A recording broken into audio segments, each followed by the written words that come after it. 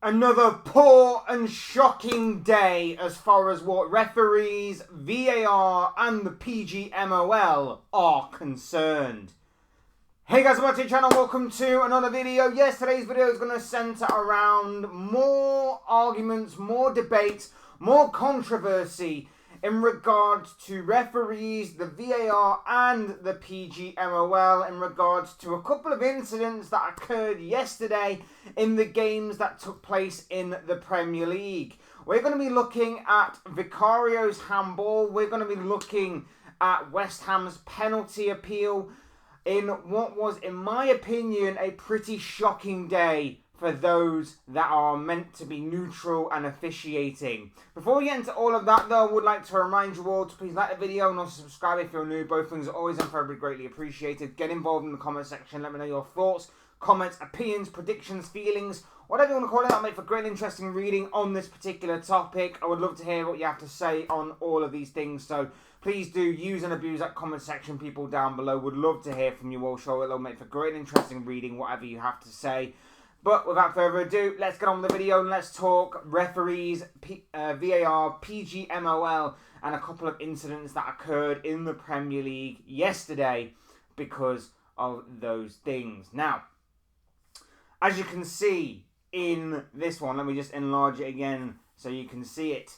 This is the major incident as of yesterday that sparked a lot of controversy.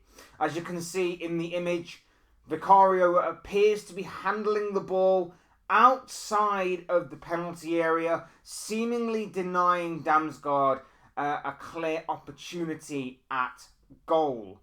Now, despite the fact that there are four officials on the pitch, linesman, fourth official, and of course the referee, and of course the VAR backing them up, nothing was done about this. Now, people may say it's a misleading angle. I don't necessarily think it is. I know it's not the best picture and it's not the best image, but I still think that if you were to see other angles of this, it does appear to be outside of the penalty area when the Tottenham goalkeeper handles the ball. Now, of course, at this time, Tottenham are 2-1 up. They go on to win the game by 3-1. But this could have been a major turning point in the game, especially because Vicario, on a couple of occasions after this incident, went on to really save Tottenham with two very crucial saves at the very least. So Brentford can feel a bit robbed here. Brentford can feel a little bit cheated from the referees because of this situation. Now, the rules sort of state it's only a yellow card if if obviously he handles the ball outside his own penalty area. It can be a red card if he's denying a clear goal-scoring opportunity. And many people have claimed the argument that it's not a clear goal-scoring opportunity, therefore the referee didn't get involved, or the VAR didn't get involved. How the referee didn't see it, I'll never know. He's, again, if you look at the image, he's practically staring right at it.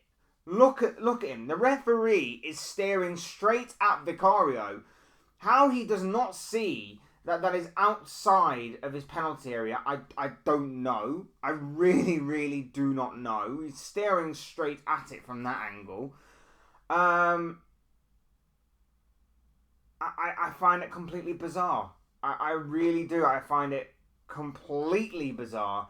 He's not done anything about it in that instance, even if it is a yellow card at the very least. And the fact that VAR hasn't interfered as well is completely bizarre as well, because, in my opinion, Damsgaard's got a very good opportunity at putting the ball in the back of the net. And that, to me, is a clear goal-scoring opportunity. If you take it from that angle, if Vicario doesn't handle the ball, there's a very good opportunity for Damsgaard to equalise for Brentford and make it 2-2 from that angle. Or at the very least, maybe set someone else up. It is a good goal-scoring opportunity, in my personal opinion, that the four officials on the pitch haven't seen and the VAR hasn't seen. Now, in the argument of, well, the VAR can't get involved because they may only see it as a yellow card, we know from this week alone, VAR does get involved in yellow card decisions. We know that. How do we know that? Because of the video that I put out earlier this week, because of the talk show between Michael Owen and the head of the PGMOL, Howard Webb, in which we heard audio of Declan Rice's second yellow card in the game between Arsenal and Brighton. We heard VAR officials talk through the incident to the referee and agree with the referee on giving Rice a second yellow, claiming he left him no choice. He left him no choice. I'm not saying we should change the rules wherever it suits us. I'm not saying that, we should micromanage the game from VAR, because the officials in this country are absolutely terrible. But what I am saying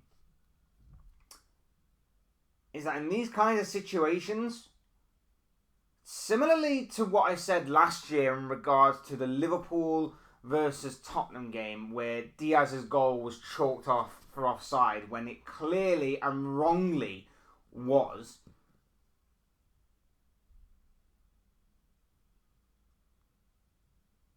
I would rather have the right decision be made in standing up and breaking the rules, so to speak, of protocol, than us be talking about VAR and referees like this over and over and over again.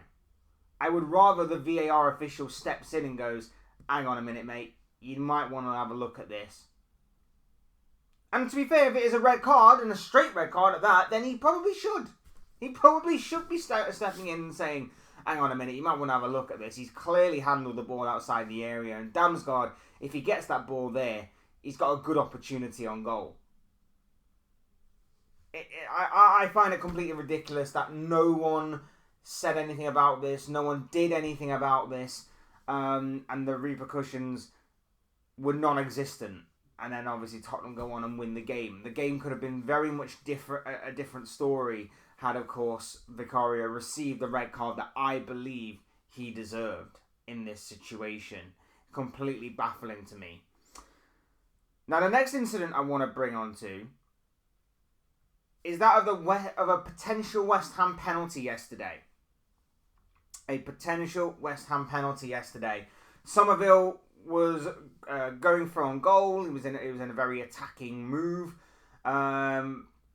And it's Fofana who grabs his arm. It starts outside the area. It continues into the area. And it does feel like the majority of the contact does happen inside the penalty area. VAR once again agreed with the on-field referee's decision of no penalty. I'm again baffled by that. It did seem like it was a penalty. It wouldn't have been the most stonewall penalty you ever see, but a penalty is a penalty nonetheless. And I think Chelsea got away with one a little bit there because, West Ham were terrible yesterday. West Ham were absolutely abysmal going forward, and abysmal even more so, if that was possible, defensively. But at the potential and possibility of West Ham getting a penalty in this situation, making it possibly 2-1, and maybe getting back into the game, maybe some nerves of Chelsea start showing, maybe West Ham growing confidence from that point forward, it could have easily changed the game. Of course, Chelsea went on to win the game 3-0, but at the time, obviously things could definitely change, and as we know, goals definitely change games.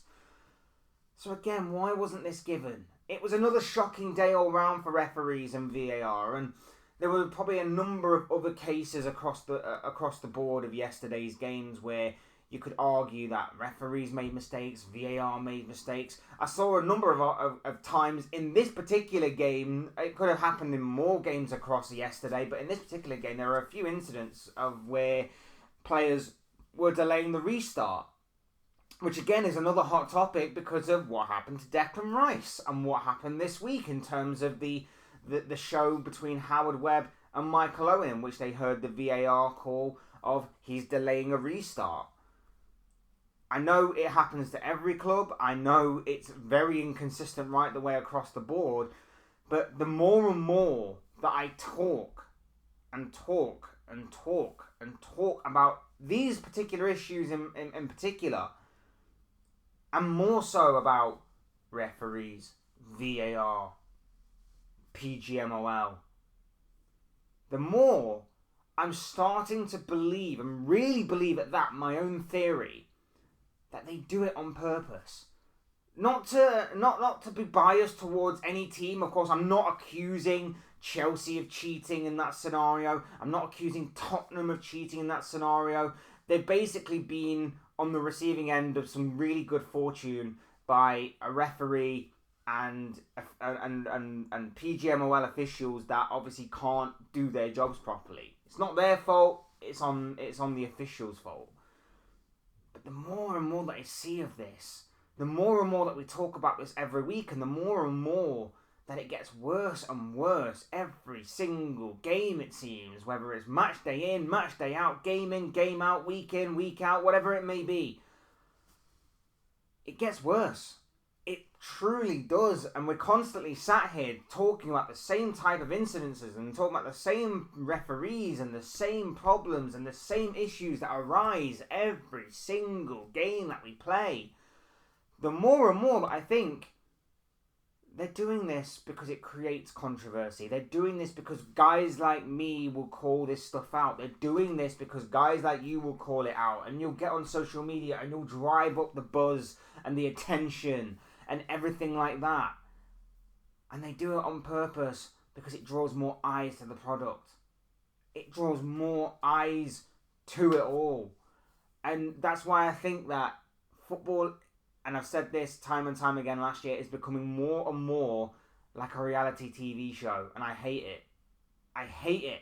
We're not talking as much about the football. We're not talking about the brilliance of coaches. We're not talking about the brilliance of managers. We're not talking about the brilliance of individual players or team players or goals or assists or passes or movement or whatever, or trickery and skill and flair. We're not talking about the majority of that anymore. Instead, we've got these people that nobody paid to see. Nobody is paying a match day fee. Nobody is paying big prices in TV and Sky and TNT and Amazon and whatever else kind of broadcasting channels there are to watch them. Watch them. We're watching it for the football, but constantly, every single game, we are constantly getting games overshadowed by poor officiating, terrible refereeing. It's no wonder that English referees are no longer brought in to manage high-profile European games or international football games, because they're useless. They are useless. Remember in the Euros? Remember how well officiated the Euros was until it came to English referees, and then the English referees completely ballsed it up? Dare I say any more? And now we're back to the Premier League. Now we're back to the top tier of English football. Now we are back to what everybody says is the best league in the world, with these absolute clowns officiating the entire show. It's a joke. It's an absolute joke what is happening right now. And look, maybe it might prove to be wrong. Maybe it is a misleading camera angle on the Vicario one. And maybe I'll have to hold my hands up and say, you know what, I got it wrong. But it doesn't appear to be. Again, I'll bring up full picture. That doesn't appear to be. It looks like it is behind the arm, or on top of the arm or above the arm, should I say, of Damsgaard, and half his body is out the penalty area. Again, could be a misleading camera angle, but I highly doubt it. And like I say, the worst part about it is the referee is staring straight at it, and he doesn't see anything wrong with it whatsoever. The VAR doesn't say anything. The officials on either side don't say anything. It is a complete and utter joke, in my opinion. And as for the West Ham one, like I say, there'll be softer penalties given for something less this season. Guaranteed.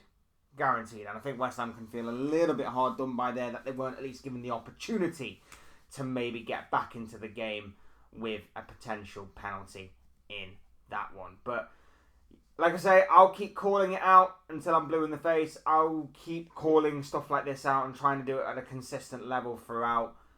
An absolute joke of a day yesterday. Ridiculous decisions left, right and centre. And again, it has tainted and made controversial the Premier League, England's top tier division, yet again for another match day and another game week.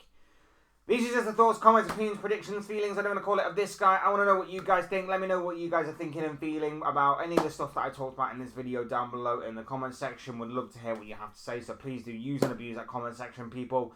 Otherwise, hit the like button on the way up. Enjoy the video. Subscribe if you are new and want to see more content like this. Thank you very much for that. Very much appreciated. And thank you again for your continued support. Very much appreciated there as well.